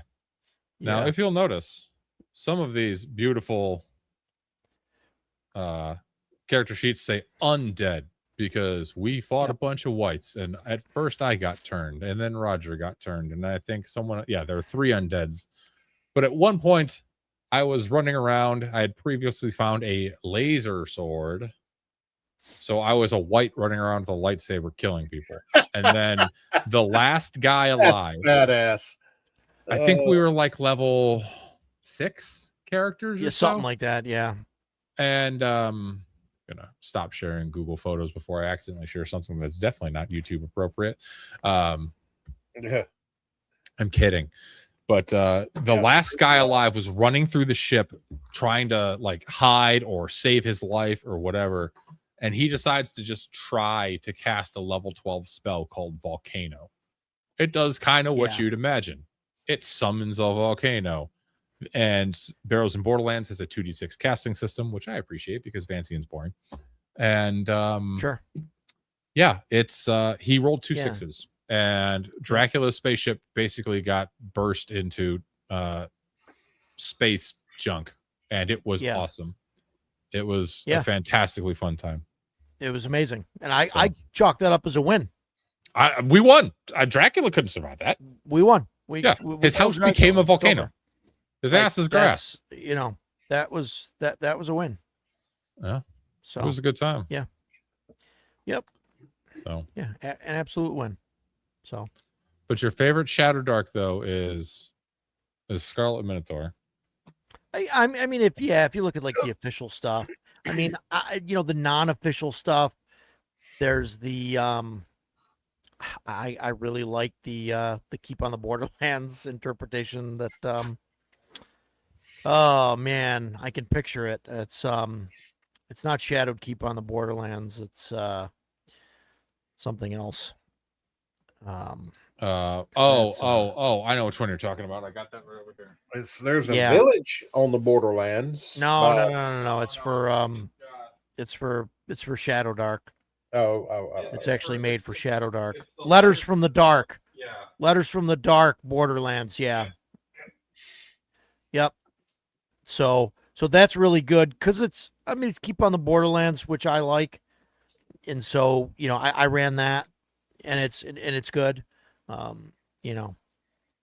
like that stuff, but yeah, official stuff. I really think that she did a great job with the Minotaur. Because there's like that. There's like the Pillar Room, which is really fun. I think it's a fun kind of puzzly thing, and people try some goofy shit, and I think it's interesting. There's the whole dynamic with the Ettercaps going on and the Beastmen, and there's a couple like NPCs that are in there. I mean, there's some stuff going on, and they all kind of have like their own kind of thing. And like the Beastmen are like the only ones that know where the secret passages are and all of that, so they can get around. I mean, there's just a lot of cool stuff in there, I think. Well, and I think that kind of touches on something we started talking about earlier too, with some of the older modules. I really like dungeon crawls that have the opportunity for faction play in them. Sure. Mm-hmm. Yeah. Right. And you can do that with the Ettercaps and the Beastmen, and but like I had Lost City. That's one of the things that's great about that module. There's different factions in there, and I insert it into what was that? I think there are like 3 factions in that. Yeah, there's 3 factions in the Lost City. Yeah. It's been a while, but because it's like a trilobal temple. I'm thinking of trying to think of the map. So yeah, I'm pretty sure it's 3. But it's I think their faction play in larger dungeons is important, and I think so. It gives it a lot of replayability too. So especially when you're running it, because that's not the exact same every time. Yeah, right. I think I don't know, Tora. I get it, but I don't know. I prefer like smaller, dungeons and stuff. There are times where I want to run a large dungeon, but if I want to run a huge dungeon, like that's something that I want to tell my players and say, look, I want to run, a large dungeon, and I want to run the world's largest dungeon or whatever it is, right? But Shadow Dark is really designed to, you go, you come back, you go, you come back. Like it's just one day at a time. Yeah. You really can't run like a mega dungeon with Shadow Dark unless you do it the way that like Diablo 1 worked, where like every couple levels you go down, there's a door out, and so you can get back into that level. Because if you have to go back and like, if you've got a 20 level dungeon and in Shadow Dark, you leave for a week, right? And then come back, and it's 2 weeks or whatever past. Like now you got to go through like the first 4 levels again, like to try and you know, Right. to see if anything, you know, came back or is like living there again or whatever to, you know, to fill it up. So, yeah, I mean, well, look, Shadow Dark plays for me anyway, right? I love the Fafhrd and the Grey Mauser stuff, Fritz Mhm. Leiber stuff, Fafhrd and Grey Mauser. And I think Shadow Dark runs perfectly like that. Because Fafhrd and the Grey Mauser, at the start of every story, they were broke at the tavern. And then something would happen, and they would go out, they would do their adventure, they'd come back with a bunch of gold and stuff. They'd come back, they'd buy drinks for everybody, and they would party. And then you know, and then the next story they're broke again. And it runs exactly like that. And that's just, you know, that's how it works. And I love those stories, so I think it's fantastic. But I mean, you can't do that forever. I mean, which is why obviously you have things like the Western Reaches now, and you know. So I do have 2 Shadow Dark modules that I have played in but not run, but I liked what I saw, and one that I haven't played or run, but I've read through it and I really like what I've read. So if I guess it's my show, I can do whatever the hell I want. I'm allowed to do whatever I want. If you're allowed, So, yeah. Well, your yeah. name's on the. Well, I've been married for 14 years. Guy asked permission, you get used to it. So Lord Mattias, Matt Austin, he did Living Darkness Volume 1. And I have not run this. I have not played it. I tried to get in this game at North Texas, but at North Texas, every Shadow Dark game basically filled up instantaneously. Yeah. But I like some of the design stuff he did in here is very interesting. And like the first one, The Haunting of Ashenshire Keep, he has a D12 table for like this witch that's haunting the keep as you're exploring it. Fantastic. And eventually, once you roll a 13 or higher on a D12, she attacks and then disappears. Yeah. Right. So, but how do you roll a 13 or higher on a D12? Well, every time you roll it, you add 1. And there's certain situations where not every time. Yeah, now 4. It's like 4, 5, 6, or 7 or something or whatever. Yeah, five, 5 through 10. Sorry. Yeah, all add +1 to the next roll. So eventually she will attack, which is kind of similar to Scarlet Minotaur, right? With the random encounter table, where eventually the Minotaur is going to show up. Except Matt did it better. I agree completely, because it's situational based on the other stuff that happens in the mansion. So I really, really want to run this. I haven't run Shadow Dark in a while. Maybe it's time I revisit an old friend. But so that one, and the other adventures in here are cool too. But I just I thought that mechanic was very, very cool. No, that one he did a fantastic job with. Yeah. So, I like the idea of using that mechanic for like any kind of like horror or like I use it for all sorts of shit where there's like a thing. Well, like if I was gonna run the Minotaur again, Scarlet Minotaur, like I think I would do that. I would like redo the encounter table for that and redo the encounter table. Yeah. And that's like a bigger dungeon, so I might even use like a D8, you know, and still have it be 13, you know. Yeah. But yeah. So, but the other Shadow Dark one is another Tom Wilson, Crumbling Keep of Kashmir. Yeah, that's the 11 level mega dungeon. This is the 11, 12 if you count the outside, but yes, so it is a mega dungeon. All the levels are pretty small, but there's just a lot of interesting stuff going on. I think it's well designed. The one thing I will say is it uses Dyson Logos maps. Right. And no shade to Dyson Logos. Personally, I feel like a lot of stuff's using it. So a lot of it's starting to look kind of samey to me. But because, and maybe, I'm not sure if the scale is supposed to be 10-foot squares or 5-foot squares. Technically, I didn't see any instances where it was specifically called out. He doesn't say. Yeah. So if you run this, and maybe it says in the text and I'm just missing it. If you run this on a VTT, for the love of God, set it to 10-foot squares and then divide it in half so your players can move around and use dynamic lighting and all that. Or even better, just run it Theater of the Mind and make them map. But when we were on Roll20, there was a lot of combat turns where it was like, well, I don't know what to do because I can't see what's going on because all I see is like black around me from the VTT dynamic lighting. So like that. Or if you're going to run it, use a party token instead of individual tokens. Yeah. So, but the story of the keep is cool. lighting. Or don't use dynamic lighting. Yeah.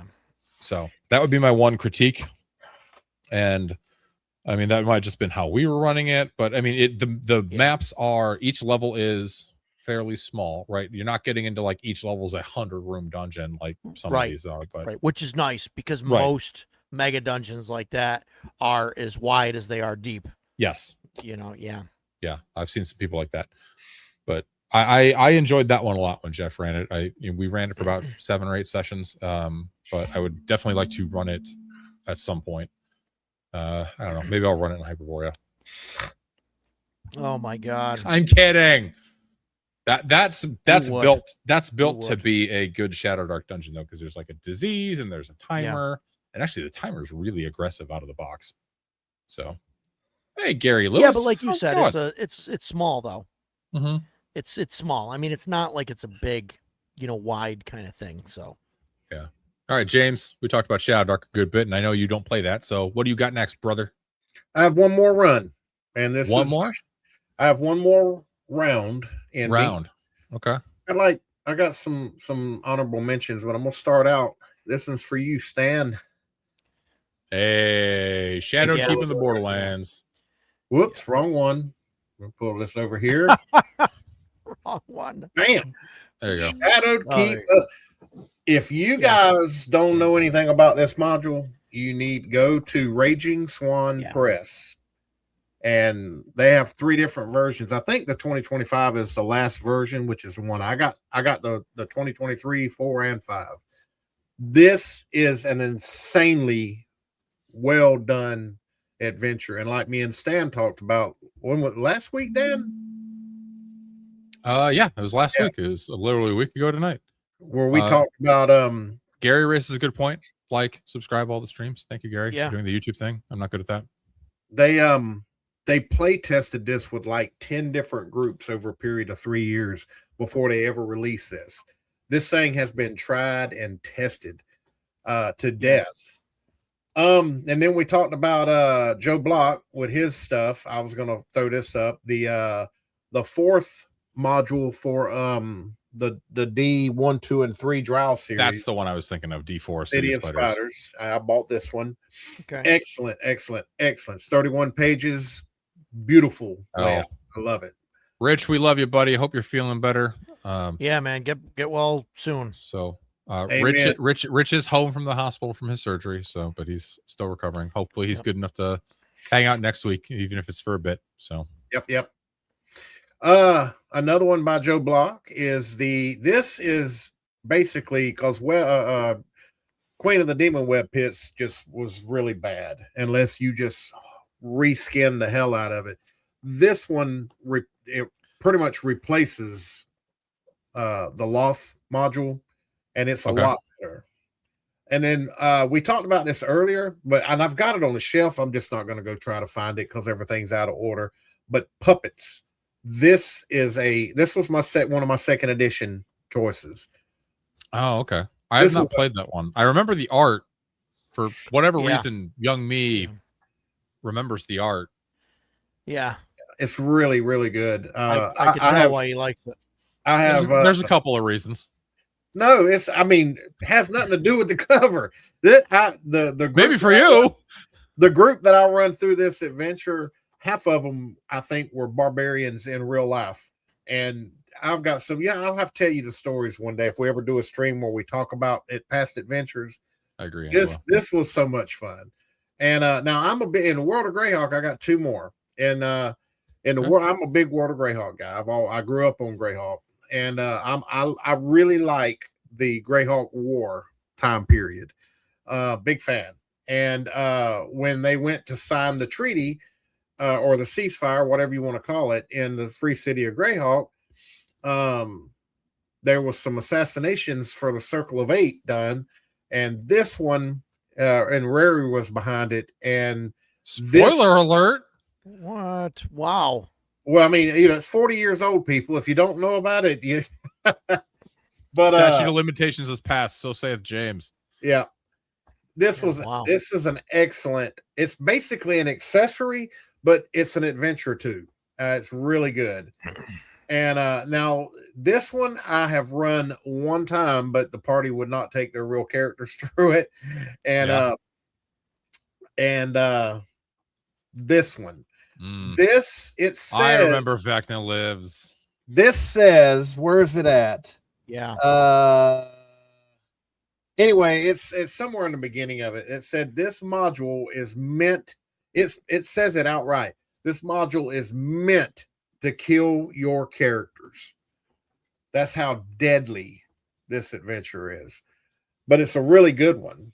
And the pre-gens that are in the book that the players use, they all died. So Wow. so but yeah, it's a hard one too. That's kind of a Tomb of Horrors theme kind of. That's a really rough one, but it's a really really good adventure. But yeah, that is 100% all I got. 100% all you got, huh? Mm-hmm. All right, I've got 2 more. That's Technically 100%. 3. So we got 15 minutes left. That should be good. So I've only played this game once. I played one module. Rich is showing Roger some love. Thank you, Rich. Yes, subscribe and support Roger and CNYCon. It's awesome. It's Thanks, Rich. access. Thanks, guys. Thanks, Dan. It's You're well, Appreciate brother. it. I'm senior staff. I'm qualified to answer. I've only played this game one time. I played in one module one time, and the way that Matt ran it, I was terrified of everything, including even something as simple as opening doors. So specifically, Lamentations of the Flame Princess. This is the Shit, yeah, that's a good one. James Raji module, Tower of the Stargazer. Damn, I have since Yeah. ran it. that's an excellent one. I ran this module for a group of 5e players that were level 10, and they ran away screaming after the basement, Nice. which is pretty awesome. That says something about how awesome the module is, considering it's designed for level 1, like OSE Lamentations BX style characters. Yeah. But I had a ton of fun with it. I think it if you actually read it, there's a lot of dialogue kind of in call out boxes in the module of James Raji explaining why he did a thing, or how you can make things something like horrific, or how you can screw with your players. It's really good. So it's an excellent module. It's basically a 1 or 2 shot, and it has a lot of education in it too, from someone who might in fact be a madman. I haven't quite decided yet. He did jump naked into a snowdrift. Torah, it's on there. Use the best way Yeah. to find it. Go to Raging It's on- Squad Press. All right, I and was then going to there's go a right search. to drive through. Yeah. There's a search engine at the top, and just type in Shadowed Keep, and it'll pull it up. Or just go to drive through and search for it, and it'll come up. You can also do that. Yeah, I either don't know or. if I can post a link. I'm I'm telling you, you won't be sorry if you get that. It's a really good one. 100%. So I do have. All right, cool. Yep. Puppets Puppets is a really good adventure. Which one? Oh, Puppets. Yeah. Oh, yeah. The one with the boobies, but Yeah, still, I like really to play good. with those. Oh, it's called Puppets. I thought it was called Puppies. No, Puppets. You nasty ass. So Wow. another fantastic module coming up. Blackworm of Brandonsford. Never seen that. Really? It's for OSE. You've never seen this? I have not. It's so good. Well, link it to me and I'll go buy it. Yeah, I know you will. So it's a small, adventure location and surrounding crusade. area. There is the black worm that you can find, and he's like way stronger than your level 1 party. So there's, he can like hunt them in the woods and shit, but there's just a lot of cool stuff in here. It's a great 20-ish page module, and he looks awesome. What hit die is the dragon in it? Do you know? 8. Ooh, and it's a level what adventure? 1 to 3 or something? It's a level 1 adventure, but there's an 8 hit die dragon in there, and it has a breath weapon. It has venom.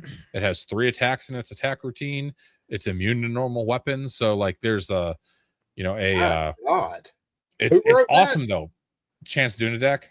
Okay. Dudeneck. Yeah. Link me It's that. great. Yeah, link me that when we Okay. get off stream, and I'll check it in the morning and go buy it. I will do that. That looks fun. I like that. It's truly fantastic. And it's another one of those, it's 18 pages long. And but like you hear about the black worm and it can't be slain, and Go back to Town that. Guard is always getting their ass kicked by it, and they can't seem to wound it. But you also hear rumors of this ancient hero who once slew it, and he's buried in the Barrow Mound, and he's buried with his magic treasures. And how far are you going to get up there? What? See, I want to comment on the size of the map since it's a macro setting.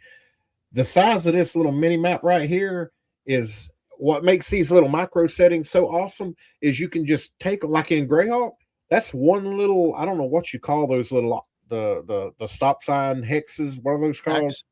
Hex. Is it a hex? Okay. Yes, it's a hex. It has 6 sides. One hex is 30 miles.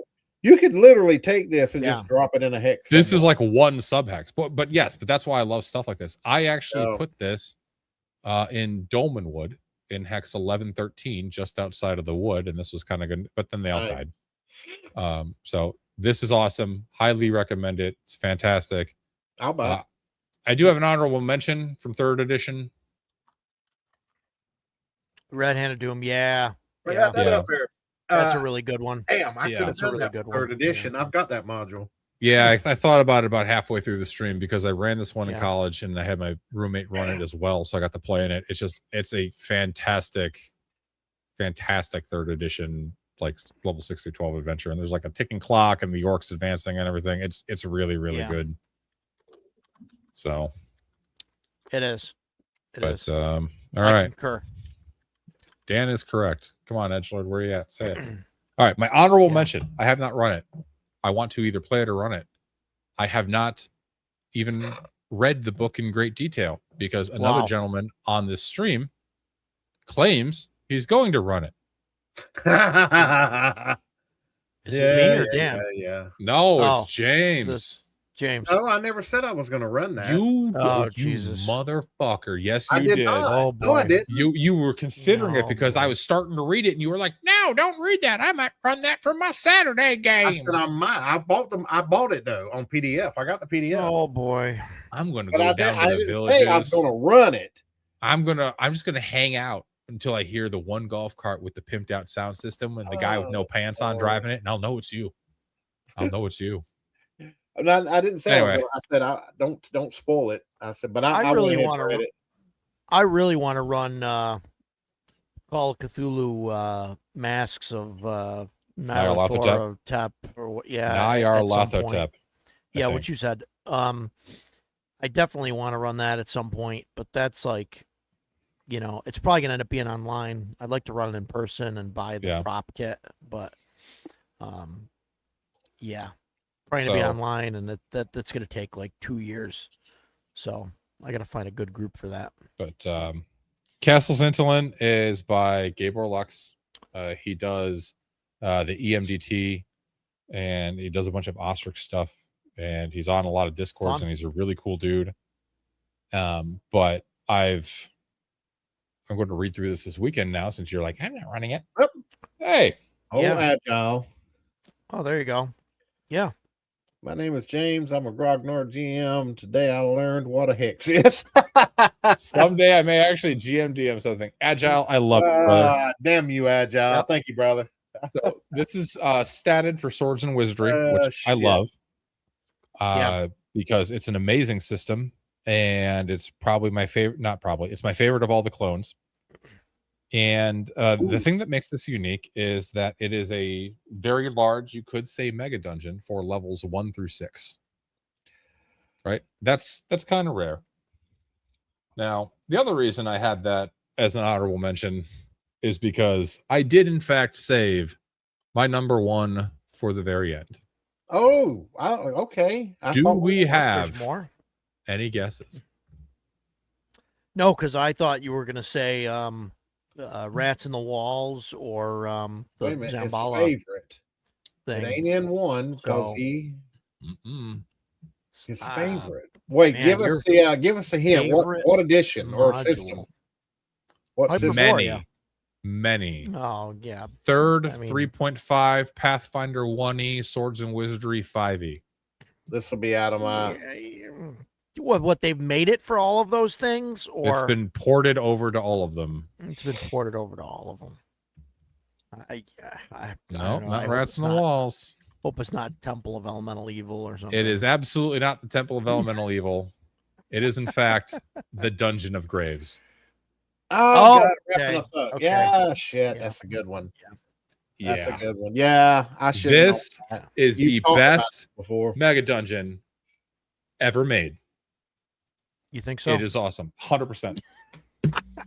It is. Okay. It is the absolute best mega dungeon ever made. It has an entire, like, many miles of hexes, James, above it. Like, literally hundreds of square miles of hexes above it you can explore. There's factions. There's 14 different entrances to the dungeon that all go down to different levels. Yeah. My version is one of the special ones that had a doodle in it, which is awesome. Wow, nice. Yeah, the Rapanathik, I ran the hell out of Rapanathik Reloaded in college, the 3.5 version. It is great. Spoiler alert, the final boss on level 15 is Orcus, and there's way more than 15 levels because there's sub levels and side levels and branches and all that stuff. Spoilers. Spoilers. Spoilers. I mean, you learn that kind of early on. So, but yeah, Rapanathik, best mega dungeon ever. My personal favorite. I'm sorry if you like other mega dungeons more. You are. Sure, what about this one? Oh God. That's what I was trying to find. I thought I had that PDF, but I don't. Yeah, that's an old thing. The largest. A lot of. How did I sandbag you? How is that a sandbag, Agile? Because I waited till the end. Yes. But Yes. don't you always save the best for last when there's a few minutes left? No, I knocked mine out early. No. First ones. Well, yeah, that's called being premature. So Shellback is playing it right That now. happens the older you get. I know. If anyone does want to try Rapanathik in September, I'm going to start running it on the Barrows and Borderlands Discord using Barrows and Borderlands. I was just going to ask if you're going to use that. If you would like to shoot Interesting. Using what Orcus system? in the face with a laser Interesting. pistol, What system? Barrows and Borderlands, which Okay. is an OD&D clone. Yeah, you can yeah. also, G&B. if you want, you can roll up an OSE character and take them in. You can roll up a Hyperborea character and take them in. You can roll up whatever you want. But I haven't run it since college. I have very fond memories of it. I'm looking forward to running again, and I am looking forward to taking some of the people on that server that have 10, 15, 20 different characters and turning their characters into corpses in the Dungeon of Graves. Wow. Yes. That's pretty bold. So, Yeah. but that's what I got. I do have one more. Oh, Jesus. Oh my God. Well, I mean, Go for it. We got a couple minutes left. Yeah. Yeah. I love how Um, he just makes his list as the show's going on. That He's would just require like, oh, look, forethought. stuff. that's an old one. You Oops. already said that one. Anyway, Which one you like better? You like green or orange better? well, actually, I agree, Tora. I've set this up to where I run both of them mixed in together. I did say Okay. Castle Amber is my favorite TSR module of all time. Yeah. I got the PDFs for the orange and green, though. Everybody knows Yeah. it. Palace of the Silver Princess. And yeah, there is a way that I've seen. I found it on a forum. I believe it was on Dragon's Foot, where they were talking about how you could run them together. And I just Yeah. kind of delved into that. Oh, And orange and green. yeah, you start out with green until spoiler alert. You start out with green until they find the red gem. What is it? A ruby, Oh I my believe. God. And then I don't know. once I they do think that, it's hexagonal. and then it takes them into the orange cover. I like green. Shut up, Agile. Damn it. James, you have to read it. You have to read it. I'm That's the James, point. and I like green eggs and ham better. Green I'd eggs and ban ham. his ass. I love it. Thank you, Agile. Such a goofball. Stephen Kennedy says, OMG. Agile, you're a gentleman and a scholar. Yeah, we love Agile. I'm glad that Agile trolls James with donations, which is Me hilarious. too. But On on that note, I don't know. I don't think people spent nearly as much money this week as they did last week. But last week, I think we sold like over $1,000 of TTRPG products. But yeah, we definitely did. The best mega dungeon ever of all time. Yeah, I don't know about Rapid that, but we'll have to see someday. I'll have to take a look. Right. No, I don't know. I haven't looked at it. I'm not arguing with you. I'm just. Well, in all fairness, though, people buying books. I mean, most of the ones that I showcased, I mean, you spend several $1,000s for them. So because they're so damn old and out of print and hard to get, and basically the only way to get them is eBay, which is marked up to damn overpriced. Yeah. What was it selling a damn the BX box, just the damn box for $70? Yeah, you can thank Noble Knight for a lot of that. Well, yeah, I was gonna say Noble Knight is responsible for that shit. Yeah, Agile is breaking balls this evening, and I'd love to see it. Yeah, even when he's down and out, he's still breaking balls. Which is, you know what, the sign of a truly great man. Fun fact: I had my Swords and Wizardry copy of Rapanathek signed by Matt Finch at CarryCon this year, which I thought was cool. Look at you. So, yeah, those are our favorite adventures. Thank you, everyone, Yeah. for joining us on this Friday evening. Yeah, thanks, everybody. You're all lovely people. I don't know what next week's topic will be, but we'll figure it out. Great. So, hopefully Rich is better. Everybody give Rich some love and, wish him swift healing from his surgery. Love you too, Agile. Yeah, love Rich, you too, Agile. Rich, get better. Agile, get better. Agile, also, Everybody, please get better. No grumpy old Grognards for tomorrow's Saturday stream. Taking Saturday off. He's going to be in the game, and I'm going to be out of the house. Yep. So we'll revisit that next week on the 15th. Yep. So, all right. Well, thank you very much, everybody. Have a great weekend. Have a great week. We'll see you all on Friday. Take it easy.